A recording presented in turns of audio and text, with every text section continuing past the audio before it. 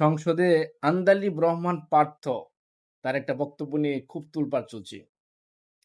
তো তার এই বক্তব্যটার কড়া সমালোচনা একজন ব্যক্তি করেছেন, যেটা আমার কাছে খুবই ভালো লেগেছে।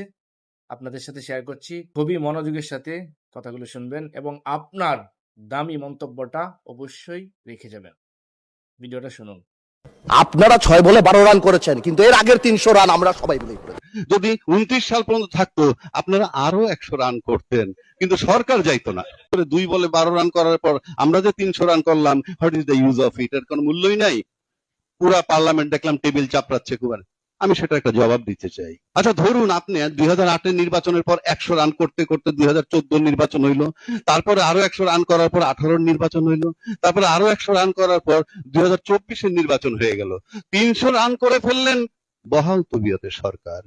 ঠিক সেই মুহূর্তে ওই নির্বাচনের পর যদি 29 সাল পর্যন্ত থাকতো আপনারা আরো 100 রান করতেন, কিন্তু সরকার যাইতো না।